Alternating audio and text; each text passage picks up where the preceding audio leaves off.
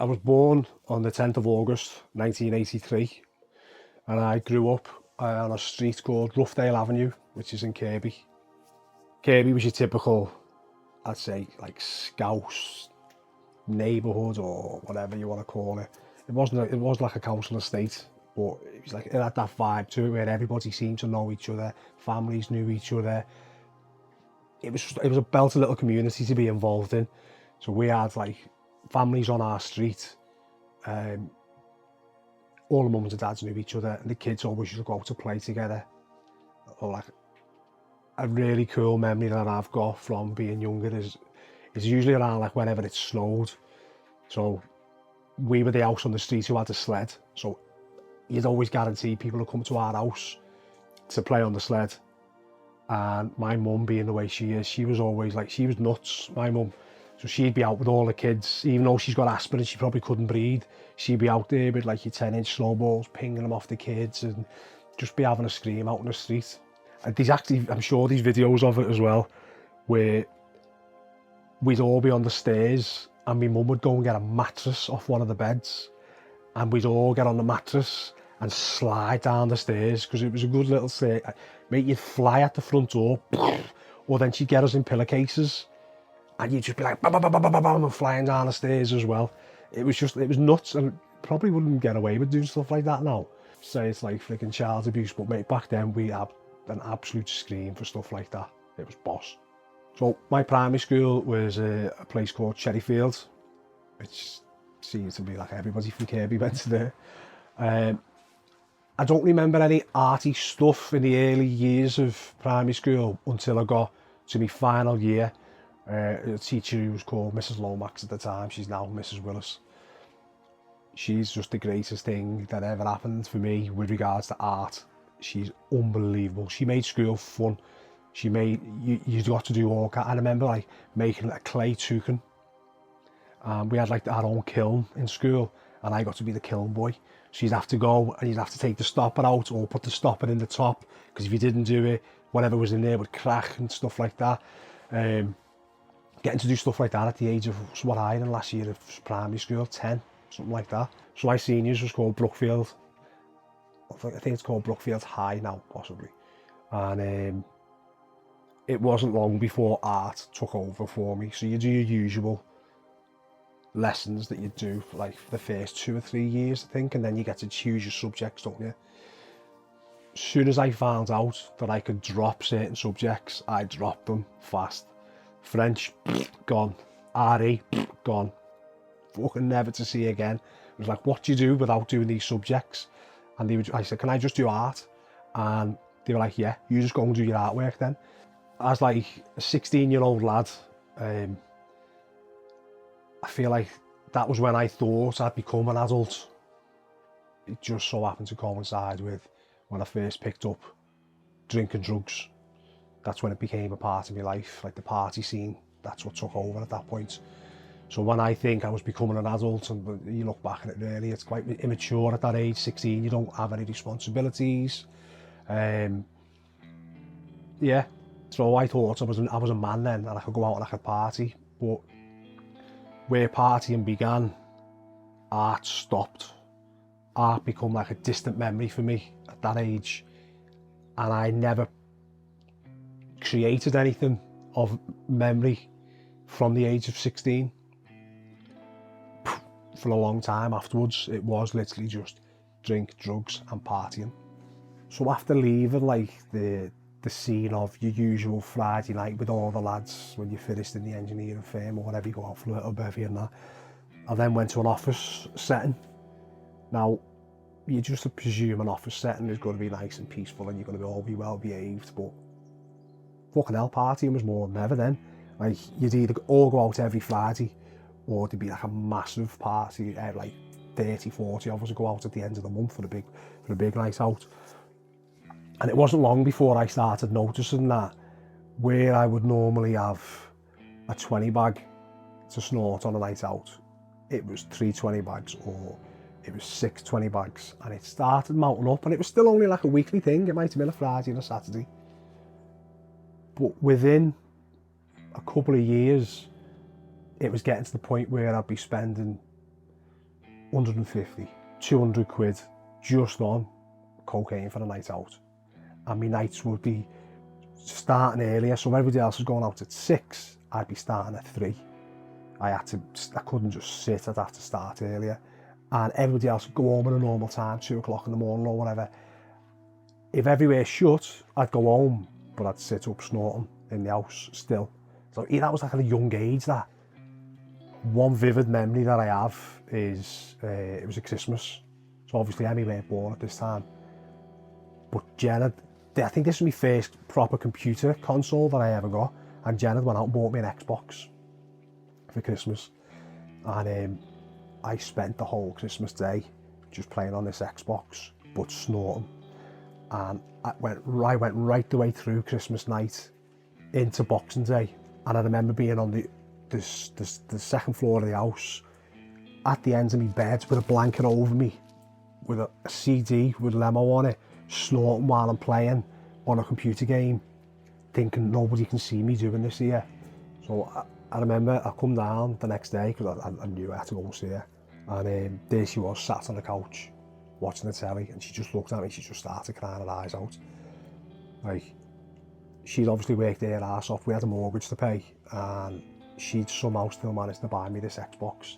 And literally I just took that and just played on it for 2 days straight, snorting and drinking on my own. Just left her to celebrate Christmas on her own, Boxing Day on her own. And I just remember looking at it, and I tried to get on the couch, and still, like, I was still round the bend, I was still wired, and I was still pissed. And I sat next to her on the couch to try and, like, you know, act as if I was alright and I wasn't, like, still off me barnet from snorting. And it just wouldn't work. And I remember looking at her thinking, I'm fucked up here, I'm gone, kind of thing. She's gonna want to fucking get rid of me now. Yeah, so that was the moment where, you know, I had to stand back and think, like, have I lost the love of my life?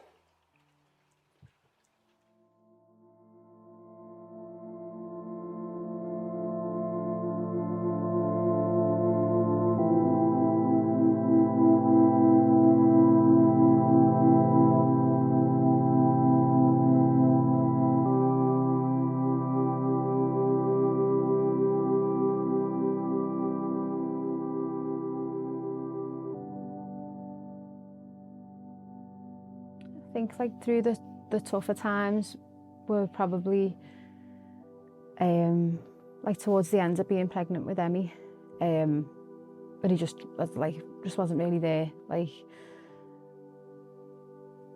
for me, I remember like one day feeling like really sick, and he was going into work like on nights, and I just wanted him to stay at home with me and just like look after me. I just felt awful, but he was like, I can't, I've got to go into work. And obviously it was because he had debts to pay that I didn't know about or anything like that. But I was just thinking, I don't think I'd ever felt so lost as like them couple of months. And like there was times when I wasn't really very well towards the end of being pregnant with Emmy as well. And I think a couple of times like my dad would have to step in and take me to the hospital and stuff because he was just out the game. He was no use to anyone. But like obviously it was hard for him, like everything he was going through, but he couldn't be completely honest with me anyway. Like I don't think I actually knew how bad it was. I don't even think I knew that he was using stuff at the time. So Jen had gone away. This is when we were living in Widnes, and Jen had gone away for, I think it was 3 days, and it was with work, and she was working in Cardiff or somewhere like that. So I was like, I've got 3 days to a party. We didn't have Emmy at the time. I got a quart, a limo, 250 quid, nailed it. On my own, drinking, snorting, just watching the telly, nothing else. Then I managed to message one of my mates, and he was like, I was like, do you want to come round? And he was like, yeah. Because I knew he loved snorting as well. So there was going to be a good chance that I could get more then. Anyway, before he managed to get there, I'd had another 350 bags dropped off. So I'd nailed a quart. Then I had 350 bags. So I'm already up to 400 quid there in one day. He turned up with an eighth. Eighth is about 120, something like that it was back then. So I got an eighth as well. So we're both just nailing this back and forth. So it goes into the next day then, the next morning, where he runs over to the co-op at 11 o'clock to get a load of ale. As soon as ale was allowed to be sold, he went and got loads more ale. So he was just, but we wasn't drinking for enjoying the drink. It was kind of like you just needed something to keep your mouth wet. And anyway, that day, he got 3 ounces dropped off. I can't think back then, an ounce must have been about 800 quid maybe, something like that. And we got 3 ounces dropped off. And all we done is, there was a couch on one side, the couch on the other, and a telly in the middle. And we had like a tray that you have your food on. And it was just, the limo piles up. It was like something out of a fucking film. And we'd literally just slide the tray across the floor. He'd have a fat line, slides it back, I'd have a line. There was no conversation between the two of us. We literally just sat and watched the fucking telly. And that went on for 2 days. And the only reason we both like, we need to try and get our heads down here, we need to try, and all I'm thinking is, I'm sound, mate, I can keep going. You're fucked, I'm all right, I'll carry on. So I got like a massive miles of the limo. Oh, fuck this. It was his. He paid for it. And I took her upstairs on the end of my bed, and I carried on snorting while he's in bed. He's trying to get it, and he come upstairs to me. He's like, John, I need to go home. I was like, what's up? And his fucking nose was just pissing with blood. He's like, it won't stop fucking bleeding. And I was like, whoa. Now I think normally that would be like, wake up call. Let's pack this in now. But before he got off in the taxi, I was just like, just chop a little bit off that. There's a little bit left. I was like, just chop me a little block off there. And I just carried on snorting. That's when things, I was like, whoa, wait, that's getting out of hand that now.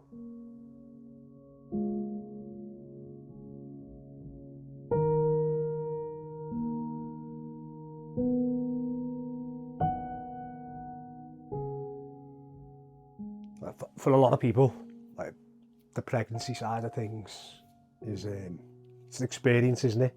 It's the build up, the excitement. You've got this new little person coming into the world and all that. And I was excited, I was made up, obviously, but things happened. So, Jen, there was like a blood type thing. If you've got this blood type and you have a bump or anything, you have to go to the hospital pretty quick. And I think it was called an anti-D injection or something, because if you don't, it can release some, I can't remember the technicality, it like releases a chemical and it could damage the baby. So there was one night, I can't remember where we were going, but I knew that night I was snorting. For whatever reason, but for no fucking reason, I was snorting that night. And I'd already arranged it, and I'd text me mate to get some.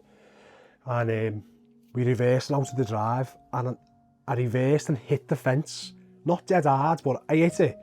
But it was enough for the car to like shudder.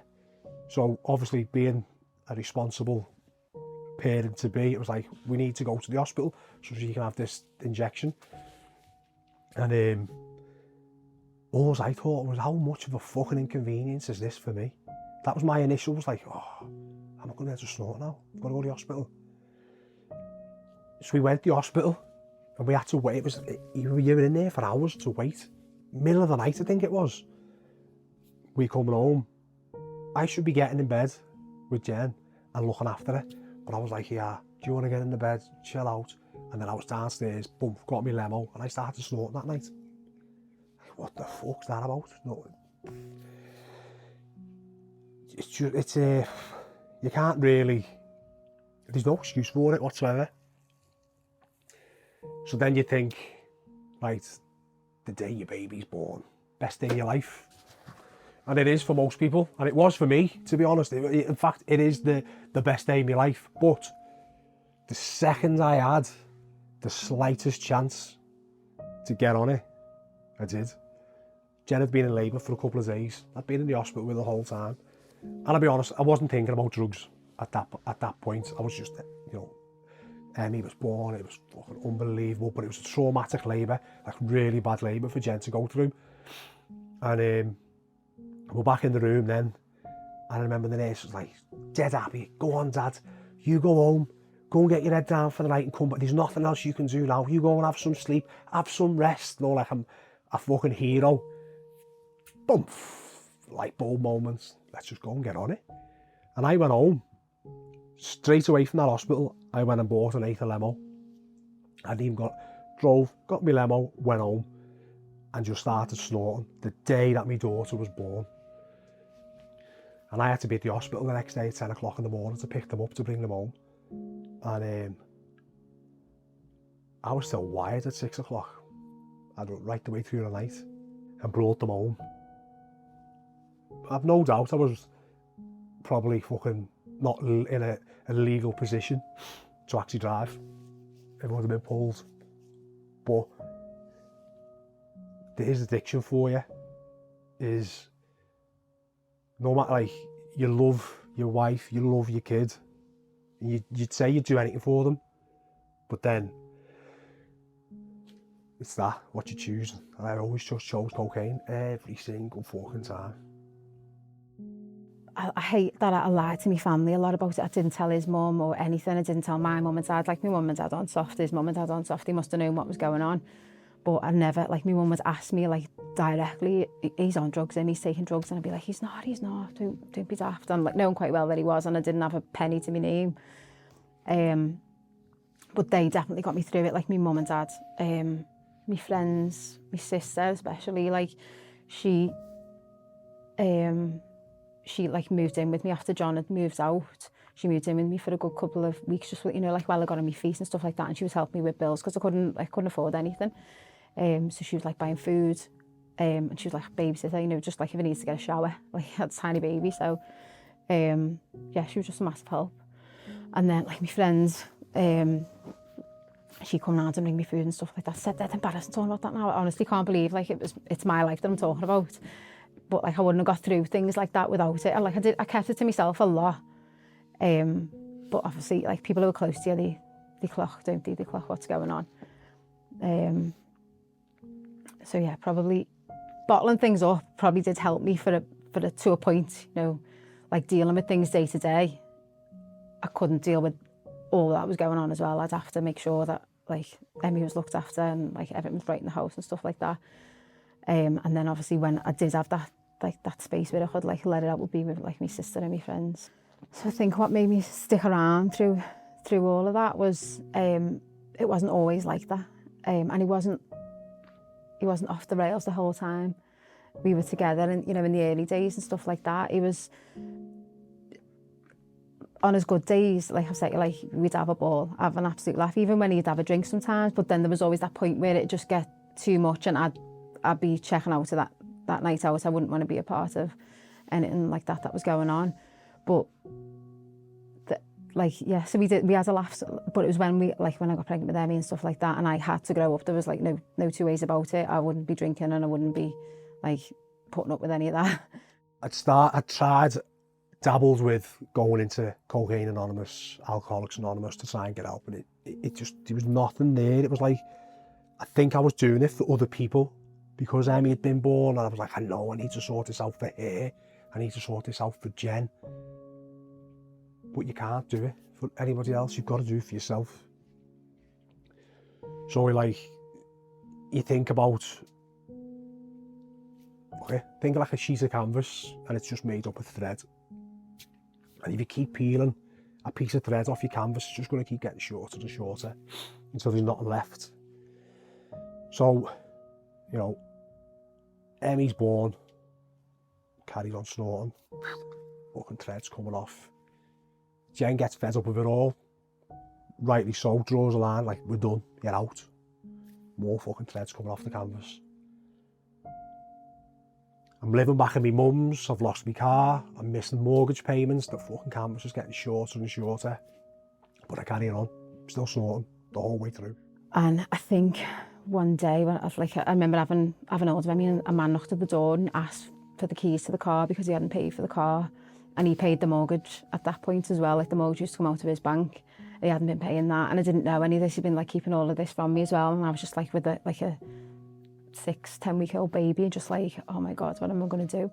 What I would class as my rock bottom was, I'm on the doors one night. I had no money left. I got a load of lemo, thought I need to sell this to be able to make some money back. So got it, bagged it all up. I'm not even a fucking grafter. I couldn't sell drugs to make fucking money. I'm useless. But I tried. I thought, I'll get this and I'll make some money here. On the doors from 8 till 3 in the morning. And snorted all 18 grams. Like, one of my mates who was with me, we'd have been passing it between each other, but the majority of them are nailed on my own. And then it wasn't until the end of that night, and I went to the bar, because you're allowed to have like a quick bevy before you finished. And everybody else is having like half a lager or a bottle of Modelo or something. And here's me, I'll have a Sambuca. And my mate behind the bar, she just looked at me and went, you're a fucking disgrace, you. I was like, boom. That was the final thread. Fucking snapped. There was nothing left of me then. It was weird. It was like my ego got absolutely shattered to pieces in that moment. I think that was like, I had nothing left really. But that was the moment that it was like, I've got no other option here. I need to get help. And I realised I needed to get help for me from that moment on. And that's when my path, my sobriety journey began. So then going to my first meeting, you sat round in a circle and you see it on the telly and you've got everybody sitting in a circle in all the chairs. That's what a meeting is like. And you sat there, they go through a couple of little readings and explain like, I'd say the rules of the meeting. Like, you don't talk over somebody else, there's no cross talking. If somebody's speaking, you don't talk to somebody next to you. I'm like, okay. And then people start, like the chair of the meeting's like, hi, I'm Brian, I'm an addict. Hiya, Brian, and everyone at the same time. I'm like, fucking hell. So it comes to me, and I'm like, what do I say? And they were like, well, are you an addict? Are you an alcoholic? And I was like, oh, just say it. My name's John. I'm an addict, alcoholic. And I said it, and everyone was like, hiya, John. And mate, these goosebumps now, just saying it, 10 years on. And I'm like, oh, the feeling's just fucking nuts. It's like you've had the weight of the world on your shoulders for fucking years in misery and addiction. And just saying those few words, you're like, whew. And it's just like, it's almost like you've fucking been reborn there and then. It's mind blowing. And that was it. Like, that was the beginning of sobriety. What I like to call is like my new life. So I celebrate my new life birthday on the 23rd of May every year. Emmy will get me a fucking hell. she'll get me like a fucking birthday card and it'll be like, happy birthday, Dad, you're 6. Do you know what I mean? It's like, how fucking nuts is that? That's, my mum will always get me a birthday card for my new life birthday. And that's the fucking beginning of recovery. It wasn't just like when he got clean and that was fine, that it took a lot of time after that, and I had counselling with someone who like specialises in counselling families of addicts and stuff like that, but I just took myself for that. Didn't really like discuss it with anyone. I just knew that it was something that I had to do because I was like holding on to like a lot of resentment. And I wasn't looking after myself still, like even like years later. But that was like a game changer for me as well, just that counselling aspect. I can't thank that man enough actually. CA and AA was the start of my recovery. Now I'm 10 years clean and sober. That's my new journey. Now I'm on the golden lines.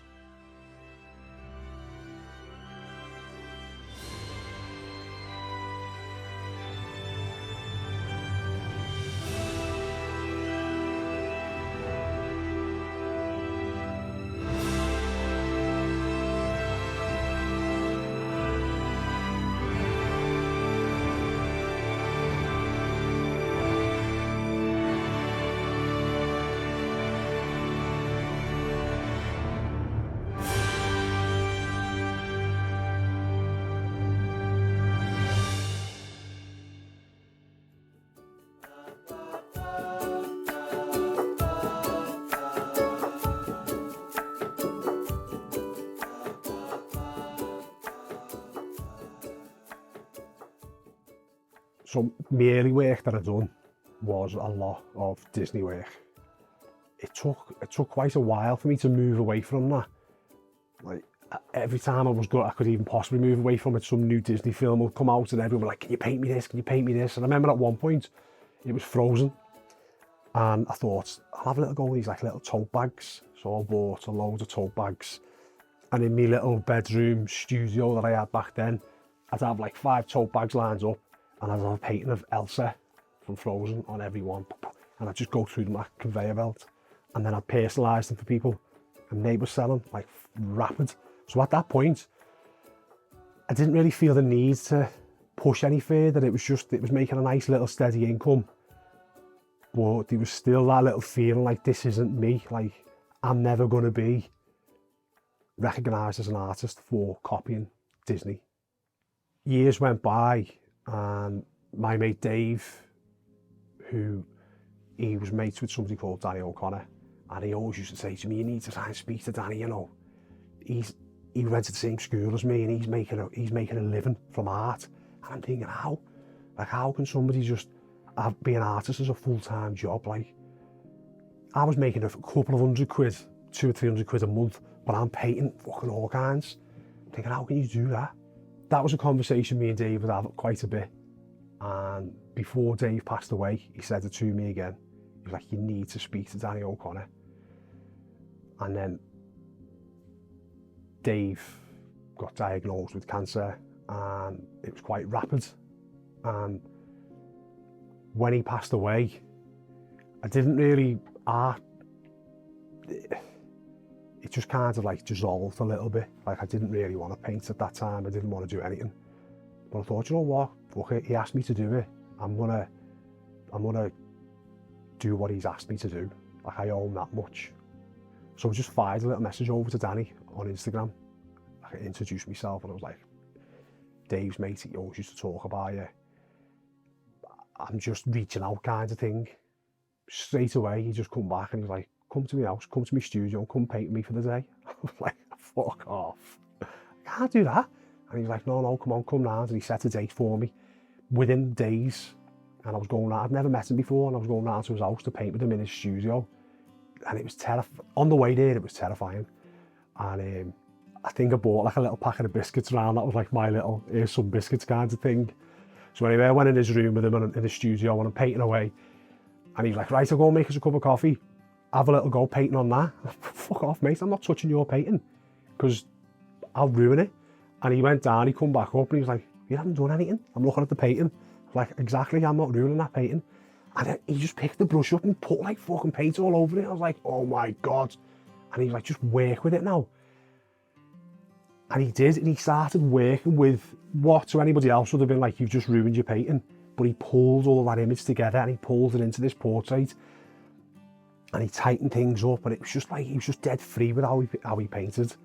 And that was probably one of the biggest inspirations. So, you know, over the years, I've been inspired by many people to do things that I've done. But there's certain parts that I just feel without that connection would I have gone on. So like Mrs. Willis in primary school, without her, would my art have been as passionate as it was?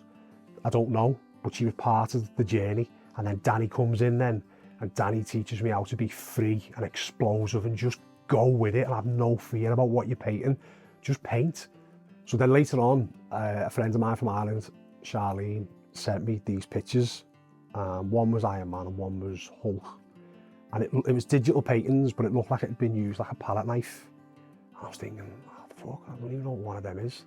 So I'm Googling, and I come up with Bob Ross, and I'm like, yeah, it sounds, seen that. And I ordered one, but it wasn't a palette knife, it was a painting knife. And they're very different if you look at them. Like a painting knife, a palette knife looks like a little trowel almost, what a builder would use. And a painting knife is more of just one solid blade. So there's not as much give in it, and that's for what Bob Ross would use, but for me to use a palette knife, I'd have to use it different. So anyway, but I started doing palette knife, what I thought was a palette knife painting, but with a painting knife. So I'd be getting to apply the paint on dead thick. It was just dead exciting, and that's when I was like, shit, this is me now. I felt like I was starting to find my work, and that's where the passion and that's where the process started coming in then. I always get asked the question, where do the lines come from?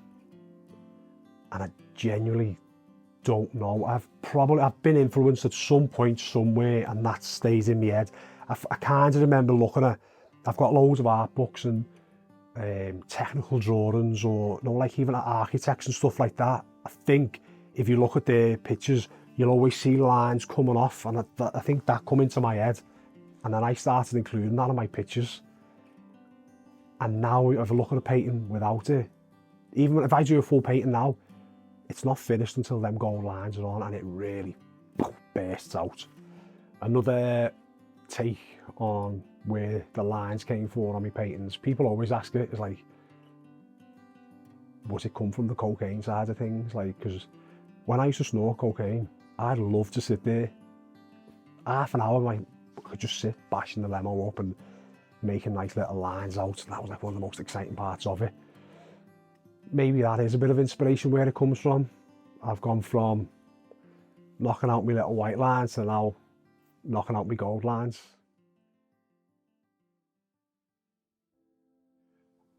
My biggest inspirations in the art world,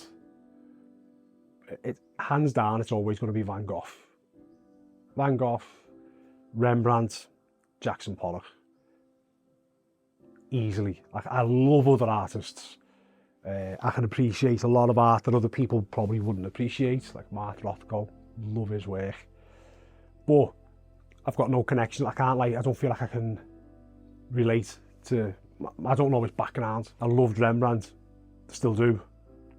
I don't think I could really connect with him, his life as much. Like, he had struggles and stuff where he went bankrupt, and he was obviously a lot earlier on than Van Gogh, but he was just a master of his work. And I think if anybody who's into art or getting into art wanted to look and learn specifically about light and how light bounces off certain parts of a painting or images or whatever subjects, then I'd look no further than Rembrandt, because he was just a master of light. Jackson Pollock, again, I could heavily relate to Jackson Pollock's life, like the struggles he had with alcohol abuse and his anger issues. But I look at his work, and a lot of people probably wouldn't appreciate the type of work that Jackson Pollock does with, you know, the paint splats, the dribbles and all that.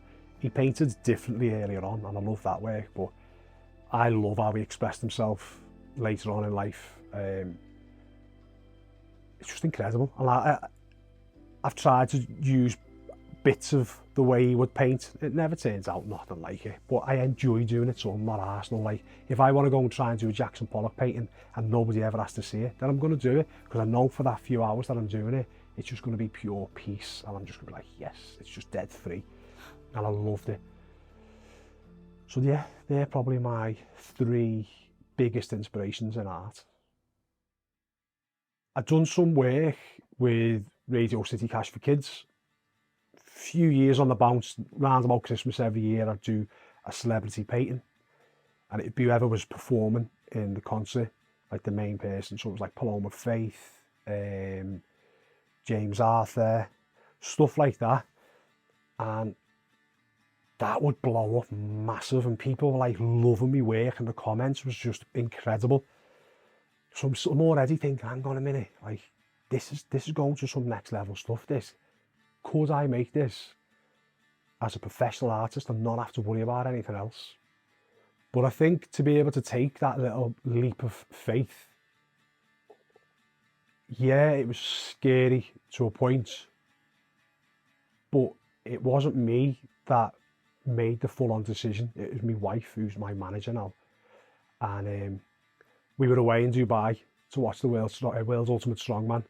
That day when he'd done it, we were on holiday and we were just having like the best day, and I think it was like 7:30 at night, and he'd like just got the email ready. We were at like a show in Dubai, like a strongman show, and he just went, I'm just going to do it. She just went, just fucking do it, John, just go. And I'm like, well, what happens if I don't sell a painting? How are we going to pay our mortgage? She could only pay so much. And she was like, we'll do it. It'll work. It'll happen. She's all for speaking things out into the universe, and we'll get it back. So she was like, just don't think like that. Let's just have faith in your own ability, know your own worth. So I was like, all right, fuck it. Bump, laptop, email, told work, I'm done. It was something I've been dying to do for years, like years and years. But yeah, it's probably like one of my favourite memories of him, the past couple of years anyway, definitely. Where it was all set up outside, like you had the big deadlift platform, then there was all seats. But then as you're walking into it, you walk through this giant archway, which was all lit up and everything looked quite cool. And Jen's recording from the outside as I'm coming out, and I'm just doing this little mad dance, just bouncing out. And that recording, we stuck on Facebook, and we said, the moment, I can't remember the exact status, I'll probably have to find it, but it was like, the moment you're on your noticing from your job of 20 years and become a professional artist. Happy days. When it comes to doing a painting, there's always like different ways that I'll approach a painting. I could just be sat there watching a film, and I see something in the film, and I'm like, I've got to go and paint that now. Other times, I might get a certain painting. So I do my paintings in stages, don't I? So I'll always do like the grey background to start off with. Then I'll do like a brushwork of, say, a portrait. Then the next stage after that is the palette knife. Quite often I'll do the brushwork of a portrait, and then I'm like, something just stops me, and I have to step back and think, I'm not ready to do that yet. There's been a few commissions where I'm like, I'm not ready to do the palette knife on it, and I'll message the collector and I'll say, listen, I can't do that just yet. It just doesn't feel right. And they're like, do you know what, that's fine, I'll wait as long as I need to wait until you're ready to do it. I could be watching the telly and I'll see a painting in the background of certain colours, and then my head will be like, oh, I just want to go in painting them colours now, and I'll just go and I might just do something abstract. Something could have happened in the day that could have pissed me off, got me a little bit annoyed. I'll straight to the studio and I'll paint it out. I'd done a painting years ago, it was called I think it said something about I'll paint out my pain. So certain emotions that I feel, Jen might just go and get in the studio and paint. And I'm like, well, I don't know what I want to paint. She's like, just go in and just paint. And I'll go in, I'll just paint. And something boss will turn out, it'll just come out proper nice. I think in the whole time I've been painting now, I've probably binned 3 paintings in total. And those 3 paintings weren't paintings that I wanted to do. These were paintings that somebody else said, paint that, and paint that. And he turned out dog shit. And I just got rid of it. I was like, I've got no time for that. Rip it up, gone. I've started doing yoga quite a lot recently. But one of my favourite places in the world now, it's away. It's in Liverpool, just in Old Swan. Afterwards, you'll do like breathing exercises, and then you'll go into like a meditation. You'll just either sit or you'll lie down, and it's complete darkness then. Now, I didn't understand this aspect of yoga, but I quite now seem to have quite vivid images whilst I'm in that meditation state. One of the main ones was I had to describe it to our yoga teacher, Diane, afterwards, and she explained to me the meaning behind it, and I was thinking, how is the meaning behind my vision, kind of thing. So I'm laid there, and all I could see, and it was from like the centre of my eyes, it just looked like figures of people just walking. They were like just off in a little row, just going out, and I was thinking, what's that? And the colours that was there, it was quite dark, but then there was like bright white, yellow, orange, and a little bit of blue in there. But these figures, like silhouettes of figures, was just, like they were just pouring out of my head. That was one of the moments when I'm like, I've got to go and paint that now. That needs to be painted. Since John's become the artist, I couldn't really pinpoint when that was. But it's definitely a world away from both of our lives really before 2011. He's just a different person, just completely different. Even in the past 10 years, like since he has stopped drinking and just turned everything around, things have just changed so much. Just even probably in the last year, even everything's just like on the up. I don't really like thinking about him before 2011 because it doesn't feel like the man I'm married to, I just don't like it. I don't like talking about it really, to be honest. But he's quite comfortable talking about it, but for me it just reminds me of a bad time, so I'd rather not. I'd rather just focus on how things are now, and it's just amazing. As my work was starting to progress, my love for strongman was there from a kid. You must always remember around Christmas time watching strongman on the telly. And like you'd see like Terry Hollands, like he's one of the biggest names in strongman, isn't he? Like an absolute legend of the sport. But then along comes this monster, Eddie Hall. And I just cheekily thought, I'm going to paint him and I'm going to reach out to him and see what he says. So I sent him a little message on Instagram or Facebook, I can't remember which one it was now. And I got a reply back off him because it said, listen, I've done this painting for you. I'd love to give it to you as a little gift. And he was like, okay, pal, yeah, come on, come down. And I was like, whoa. At that time, this was like when he was peaking in strongman. He was dead nice. He made a big fuss of Emmy, dead welcoming, and got a photograph with the painting and all that. And then that was it. We were on our way. I just cheekily went, so I'll see you next year, eh? And he went, wait until I win the Worlds. And I was like, what? And he went, when I win the World's Strongest Man, he was like, do me a painting then. All this kind of snowballed then, and I'm thinking, right, who else can I reach out to here? So back in the early days, I'd give a few paintings away, but I wasn't bothered because I'm getting to meet idols of mine. And also, I'm getting to give Emmy put her in these situations that not many other kids are going to get to be in that kind of situation. So this year, I seen Ed Sheeran was performing as the main name at the Radio Live concert. So I just messaged Laura and I said, listen, I want to do something for you with everything that's gone on the past couple of years. It's been hard to try and fundraise and stuff like that. So I was about to do a paint of Ed Sheeran for you. We'll sell it, whatever proceeds we get from that can go towards the Mission Christmas, which will help get presents for all underprivileged kids around the Northwest. Anyway, the painting went backstage and Ed Sheeran signed the painting. Luckily, the girls who work with Cash for Kids, they managed to get him to sign it. They got photographs with it. And now we're going to raffle that off and try and raise a few £1,000 for charity. It's just, you look at like Ed Sheeran, he's probably one of the biggest music artists in the world at the minute. He has been for quite a while now. There's one of my paintings with him, and there's a clip of him on a video where he says something like, I don't want to sign it, it's that good.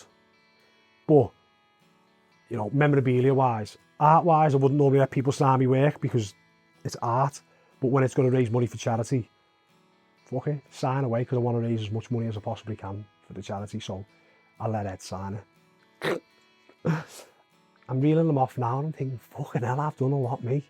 And it hasn't even peaked.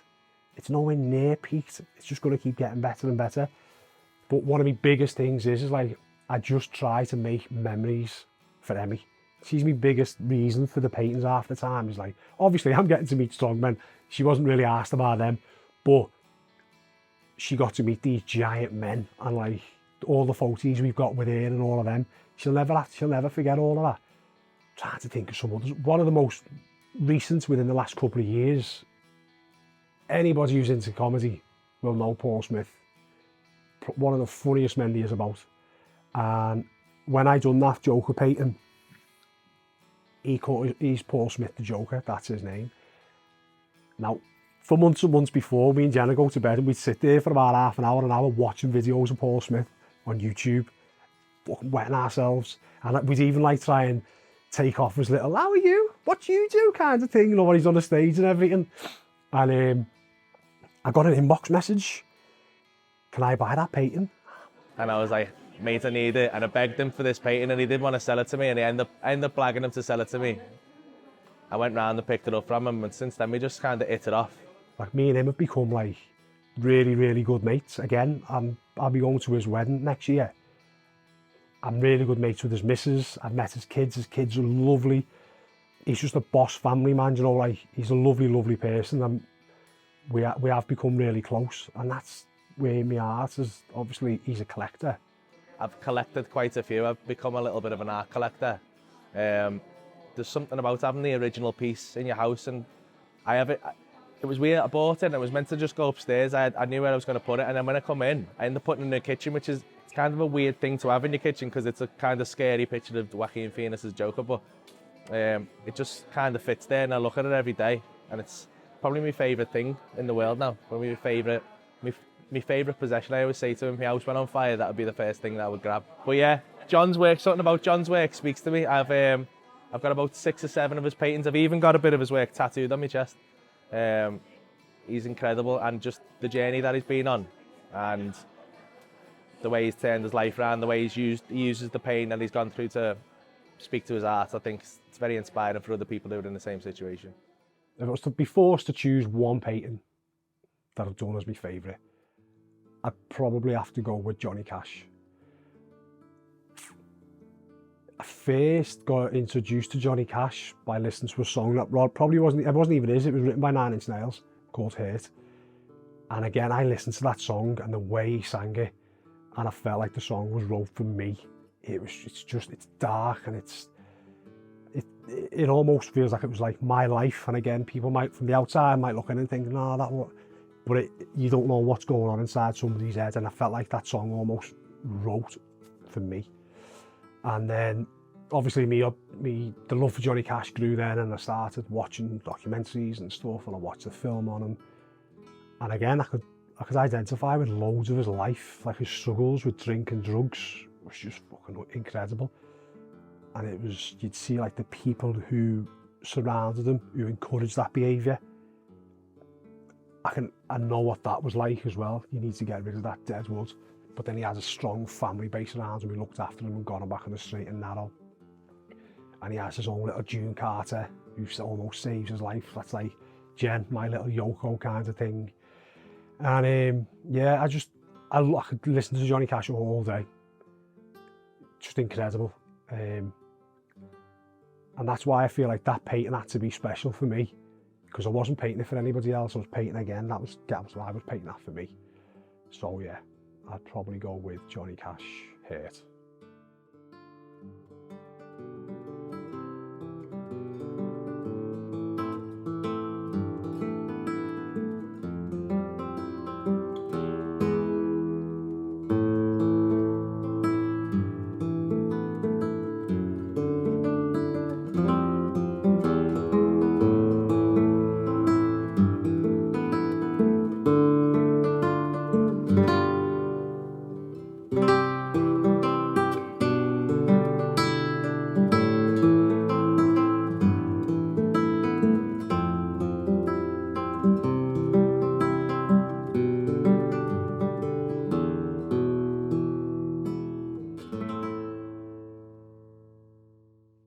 as an artist, to be able to exhibit your work, I don't think there's much that comes close to it. Like, as an artist, like, that's what you want. You don't want people to have to look at it on a computer screen or on Instagram or on Facebook. You want them to see it in the flesh, so they can see the textures, they can see every detail in it. So it's not just flat on a computer screen. For me, all I want is people to come and see my work. Obviously, you want people to buy your work. That's part and parcel of it all. But for people to come and look at it and enjoy it. People see different things in paintings as well, especially when it's in real life, like right in front of them. They can see more in depth, and they can see the work that you've put into it. They can see the layers behind every painting. Like, if someone was to ask me to describe like the feeling of being able to exhibit, I couldn't. I literally couldn't. I couldn't put it into words of how amazing it does actually feel or what it means to me. There's no words to describe it. It's too much of a powerful event. It's like, I feel like it's undescribable. Maybe I'll paint it instead. So from that, the very first email that we got through just to confirm that, yeah, the exhibition is going ahead, it was complete peace of mind. It was like, yes, finally, this is happening. We've had knockbacks for 2 years, postponements, cancellations, whatever, and that's been the way it's been going. But now we've got the date's set to go ahead. We know what we've got to work towards. We haven't got a lot of work to do, like, with regards to preparation for artwork, because I've just been working non-stop for the past, 10 years really. But the past 2 years has been heavily focused on, let's get work which is suitable for an exhibition. That's what we wanted.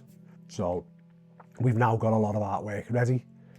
The next step is getting, because what I tend to do is I'll paint on a sheet of canvas. I don't paint on stretched canvas or pre-stretched canvas. I paint on it raw. So I've got all my paintings are rolled up at the minute. So what I've got to do next is I've got to get all these stretcher bars for them. So that's where I would go to our favourite shop in Liverpool called Jackson's and Sons. And that's where we'll go to get all the stretcher bars for every one of them. So that side of the preparation we know is going to be fine. Jackson's are well aware of what's coming up and our agent will need to get the stretchers together. So that'll be a couple of days work for me, stretching the paintings up. The next thing that we've got to push forward is just promoting it and making sure we get a nice audience to turn up on the night. Bear in mind, when I had my first solo exhibition, which was that in 2019? I can't remember now. I'm lost for years now. I think it was 2019, his first one. Just to see so many people like come and see basically his heart and soul just on every wall, and have them, I think that's so brave, that just putting everything out there that you've worked on and having everyone who you know and who you don't know all coming to judge you. I just think that's so brave. And he done it, and then he done a little speech at the end, and I remember him saying something like, I'm not John, I'm sick of being John the addict and I'm John the artist, or something along them lines. And I was just like in tears. I don't cry, I'm like, I am the ice queen. But and he was crying as well, obviously, because he cries at like adverts on the telly and stuff. But I think that was definitely one of my proudest moments of John. So preparing for a solo exhibition, it can be quite daunting. If you go to the gallery and have a little look around, you see how much wall space there is, and you're like, I've got to fill the whole gallery. It's not like when you go into an open exhibition where you only have to put 2 pieces up. You could be looking at 30, 40, 50 pieces because you need to fill that space. So I'm tasked with 38 paintings, I think in total. 35 to 38 is what I will have on display. Also, it can be quite costly as well, because you think about stretching up 35 paintings, you've got to buy 35 sets of stretcher bars. And so far, we haven't done too well with that, because me and my manager / wife have a different way of numbering things. So if I was to send an order over to Jackson's, I would just say, can I have 2 36s, which would mean 2 sets of stretcher bars that will make 2 paintings. So that would be 4, 8 stretcher bars. If I asked them for 2, it'd be 8 stretcher bars in total. Jen doesn't even use numbers. She likes to use a 5-bar gate. We normally deal in 5-bar gates when we're measuring or counting anything that we need. And I'd wrote 2, like 1, 2. She put 2 lines of stretcher bars for 36s. So where she actually meant she wanted 2 bars. What we got was 11 sets of Peytons. But he took that to mean 11. So instead of ordering 2 sets of stretcher bars, he ordered 11 sets of stretcher bars. When I went in to pay for the stretcher bars, I'm expecting 20, 30 quid. And Phil says, it's a big order this, isn't it, John? And I looked, I was like, fucking hell, yeah, it is, but I can't deal with a situation like that. And I was like, that's sound that, Phil, go ahead, mate, how much is it? And he was like, 890. So it's like, oh, fucking hell. It's like, sound that, mate, come on, there you go, paid for it. And now we have a room full of stretcher bars that we definitely do not need. Well, we'll probably use them over the next year, but yeah, that was my doing. Yeah, getting ready for this exhibition has been a bit of a, I don't know how to describe it really. It's been 2 years in the making, obviously, and he spent probably the last 12 months just painting, waiting for September to come round, really. It's been put off, I think, twice already, for obvious reasons, but I think he's enjoyed like the process, and you can see like how his paintings have changed over the last 12 months as well. So we are really looking forward to it. The work's bigger, the work's better. It clearly shows, it's in the title of the exhibition, Evolution. You can see how my work's evolved from, especially over the last 2 years. So what I've done is, even if I've got something from 2 years ago, which I think isn't as good as, or it's different from what I do now, it's still going in, because it just shows, again, like the progress that I've made in the last 2 years, where I've just been grafting and painting as much as I can. So, yeah, so we've got the preparation, we've got to get the paintings all stretched up, promote it, get people there on the night. So, like I said before, the exhibition's called Evolution. So it's the evolution of my work. Not from like 10 years ago, I'd say more because things have drastically changed in the last 2 years. There's going to be some landscapes in there which people won't recognise from my style of work. Now, it's not something that I would ordinarily put out there because it could confuse the people who follow my work. But we've said it before, I don't pigeonhole myself into one specific area. Like, I'll paint whatever I want to paint, I'm not arsed. Like, you'll get people who will only paint landscapes, you'll get people who will only paint animals or portraits. I'll paint what the fuck I like. I don't really care about, you know, these art galleries who are like, oh, well, you can't paint that because that doesn't fit, the confusion, it doesn't fit in with, I'll paint what I want to paint. I'm not asked. So in this exhibition, you're going to see quite a variety of, not styles, but different genres is the word maybe. So there's going to be portraits in there. There's going to be about 5 or 6 portraits from my online virtual exhibition that I had called Looking for Love. Some of those pieces are going to be in there, and each one of them will have a few little hidden love arts, so people can go looking for the love in each one. And that was kind of my little way of trying to spread a little bit of love around the world for people to look at. Like I said, there's going to be some landscapes in there. There'll be, I've got about 5 or 6 abstract pieces in there. Now I know abstract's not for everybody. I love doing abstract work because you can put so much into it, and I could pour all my emotions into one painting. It could be dark as fuck, but then the next person who looks at that could find like it's the most happiest painting in the world for them. And that's what I love about abstract, is like the emotions that other people can get from it. It's completely different than what I've put into it. There's a few private pieces in there, well, not private, personal pieces in there. There's a portrait of my daughter Emmy, which is the voices of the voiceless. I think we've discussed that before. And then there's going to be one there, a self-portrait, 2 self-portraits of me. One called Gagged, which are released on socials and stuff like that already. That's around the topics of not being able to have freedom of speech anymore. You're not allowed to speak up about anything. You can't talk about what's going on in the world without, and especially with social media as well, you get gagged for it. You get censored and shadow banned and all that kind of stuff. But then there's another piece which we've talked about. It's quite probably the most personal painting I've ever put out there, called "Who Cares If One More Light Goes Out." That's going to be on display for people to see. Now, not many people will know the full meaning behind it at the time of the exhibition. It's something that I'll probably discuss more in depth later on as time goes on, when I feel like the time's right for the world, not even just the world, but more for my immediate family, because it's quite deep. So for my daughter who's 11, for her to fully understand the meaning behind that, I need to prepare her for that. Even my wife as well, and like I said, other family members won't be ready for it. But that piece is going to be on display, and people can look at that and take out their own interpretations from it. Then I've just got some cool shit, like a can of red stripe, an inanimate object. I love painting stuff like that. And what else is there? There's like a box of bifters or cigarettes. Embassy number 1, I think they are. There's just a painting of that in there. Something just, again, so it's, you know, I'm showing off portraits, I'm showing off abstract, I'm showing off me objects, inanimate objects kind of things. There's a big variety of work that's going into it. I think there's about 38 pieces that we'll be putting in all together.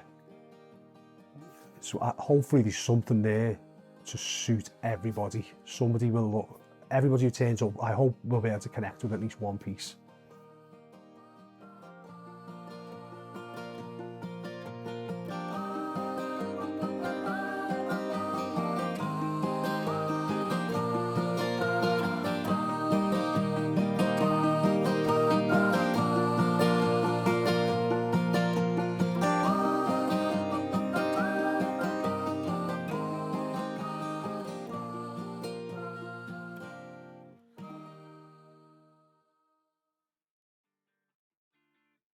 So the day before the exhibition, it wasn't a nice day. It was terrifying. And it wasn't so much that I was worried about what people are going to think of the work, because I believe in my work, and I genuinely believe that when people see it in real life, they're going to love it, regardless of the subject matter. Like, I think they'll appreciate the actual work that's gone into the painting. But it was more about, are people going to turn up? It was kind of like Field of Dreams, Kevin Costner. Like, if you build it, they will come. That moment, it was there, it's all happening, but will they come? And it was terrifying, and I'd already started getting messages off people. Sorry mate, I can't make it tomorrow. Can't make it tomorrow. And I was like, shit. And at one point I said to Jen, I was like, this is happening a lot. We've got a lot of people who have bailed here and said, you know, at least they've messaged to say they can't come. That's fine. But it was nerve-wracking. The thought of turning up to your own exhibition and just being on your own, oh mate, that's not a nice thought, that. But that didn't happen. So what we're hoping to come from the back end of this exhibition is, you know, raise my profile a little bit bigger. A solo exhibition is quite big when it comes to, for an artist to exhibit 38 paintings. That's massive. The knock-on effect of that, all these people who are sharing the videos and the photos and stuff online for other people to see, hopefully that will gain me a little bit more of an audience, like more people who will appreciate the work. So it's mainly about building my profile. That's what we need to push on with from that exhibition now. It's all about building the profile and pushing my brand of artist John Charles out there even further and bigger and better than it's ever been before. So now the exhibition's over, I have to start looking forward, because I don't like to just have blank spaces. I need to have something ready, something to aim for, something to work towards. I've now got an NFT collection, non-fungible tokens, which is going to be getting released hopefully the back end of 2021, early 2022. For those who don't understand what an NFT is, it's like the cryptocurrency side of the world. It's like owning a digital image of one of my paintings, and it could just be the only digital image that's out there. So this is something big that's coming up, but obviously again, that's on a screen, and my biggest passion is for people to see the work in the flesh. So the plan now is I'm already working on another exhibition, which will hopefully go live early to mid 2022. So I've already got 5 pieces ready for this exhibition. I've even been speaking to venues. So there's a couple of people. I want this to be in Liverpool city centre. I've never had an exhibition, a solo exhibition in Liverpool, bang in the centre. So that's the aim. 2022 is going to be another solo exhibition, and it's going to be called the One Man Show. And that's what I'm pushing on for now. I think John Charles' future holds literally whatever he wants it to. He can look however he wants it to. He can do whatever he wants. He just needs to retire me, and then I can help him along the way. Hint, hint. Yeah, it's bright. He can do whatever he wants. He's not bound to anyone. It's amazing. If you were to look on 10 years from now, what I believe will happen is I'll have our own little plot of land where we'll have our nice little house on there. We'll have our own art gallery so people can come to view the art in person. It doesn't have to be online anymore. They can come and have a look at it in our gallery. I'll have my own like little fruit and veg and stuff like that growing on my land. That's just one of my goals for the future. I'm happy where I am now. Like, don't get me wrong, I am. What I've got now, I feel whole, I feel complete, I feel at home. Like, the materialistic things that I've got, they're nice to have, but they take them all away from me and I still feel happy now. Obviously, to progress a little bit further within my art world and the career, then we need to push on a little bit more. So that's where, like I said, the gallery and stuff like that will come on. I would hope within the next 10 years that like my brand of art and my name will be a lot more worldwide. That's another thing that I believe is going to happen as well. And I am literally just going to paint and paint and paint.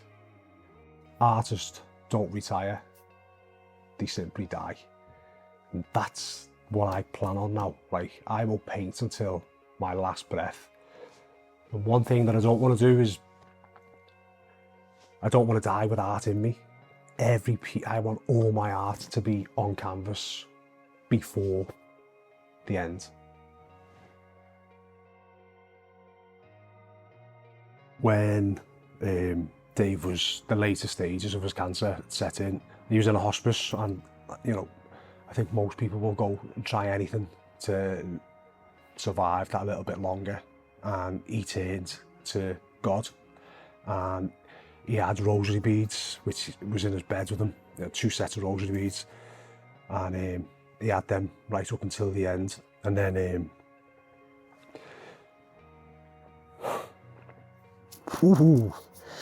after he passed away, his sister got in touch with me. I'd never met his sister before. She's only heard stories of like him talking about me and whatever, being close mates. And then I went to meet her for a cup of coffee, and she turned up with the rosary beads in a little box for me, and she was like, "You can have them." And I was like, "What?"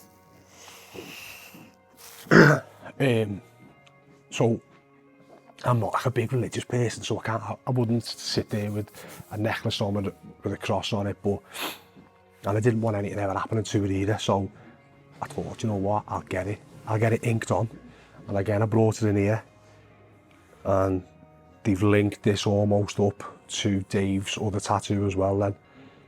So it just fits perfect. And again, that's another little reminder that like he's with me kind of thing, and just keep fucking battling. So the playing cards was for my auntie Jennifer. So she was mentally handicapped, disabled. I'm not even sure what the fuck my terminology is for anymore. But one of the things that she loved was sitting playing with cards. So she'd sit on a lap with a pile of cards, she'd play with them and she'd put them on one side and she'd take them from there back to the middle. She could do that for hours on end. So again, while she was ill, I wanted something. This was when we got told she was terminal, and I was like, I need something. So we got the playing cards with 52 on, which is a date of birth, 1952. But then I wanted to tie that in with my recovery. So in Cocaine Anonymous, their motto is hope, faith and courage. So I came in here and Nick put that one together for me. I just made it into a nice hand piece, so it incorporated my journey and our Jennifer as well.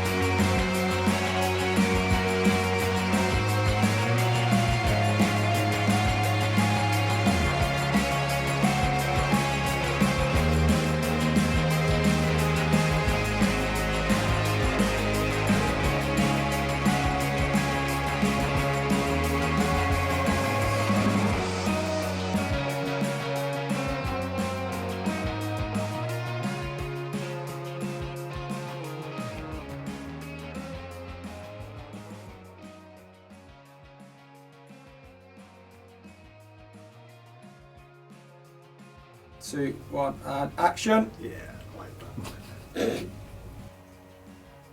Action! Oh, not cut. Cut. 2001. Is that what it was, that it? Early noughties then, isn't it? No, Early no. Noughties. Really what? Noughties. What the 2001. fuck was that? 80s, 90s, noughties. Imagine somebody from Wigan or someone saying, the noughties. I look like a twat here, by the way. Oh, for fuck's sake! I know. There's no need for that breaks, is there? No one's here to WD fucking 40 there. Are we ready, are we? So, I started everything with songs, I'm like, why can't I just fucking say? One of the best things in life for an artist. What? Is it better wet or dry? Fucking something. If I could give one piece of advice to anybody watching this documentary, it would simply be that rumbles. Fucking twats, these do my tits and these fucking signs here. Kept like this on paper. Look at me little hook finger. Stir the pie. There's a scary film, isn't he, where he's got a little gabby hand and he stirs a pie. This is not Take my strong hand. That nearly got me then. I forgot to tell you, I get a chippy at school tomorrow. We're recording your tit. Oh.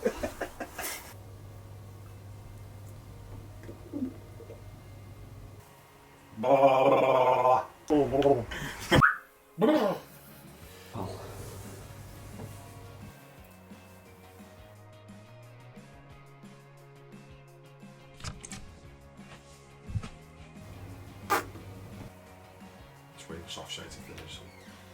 Flush the chain. You can, just hurry up. You're going to wear the flush the chain, aren't you? Hmm? No, that's it if she fucking flushes it, this gag. Stone cold. Fucking laugh. That's the way. I was like, oh.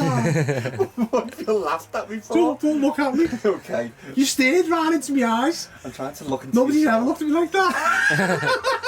It's it. The future.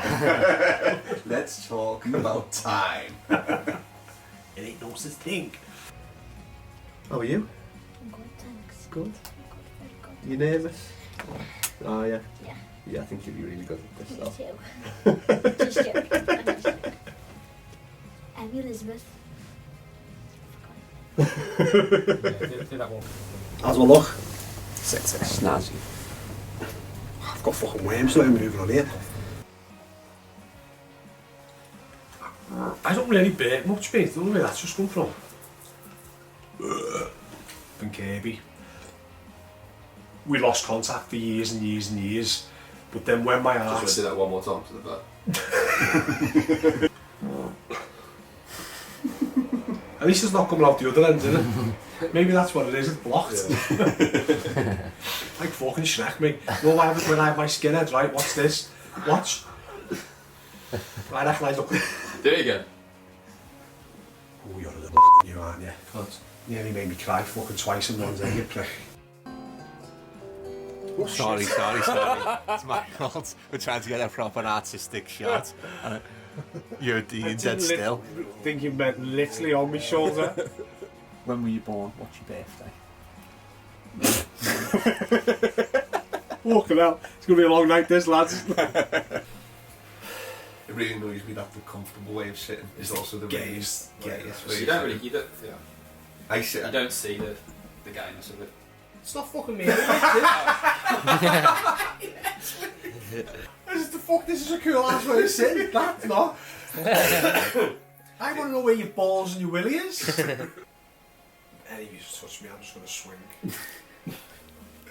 You know what? None of us would have thought about touching it. Now I really want to touch it. Just feel like a wet willy or something.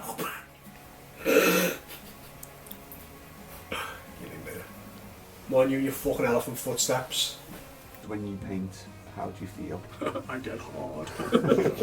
That's why I'm always 4 inches away from the others. What's the Wait picture for the for? big ones, see what she's doing here. What are you doing, Jen?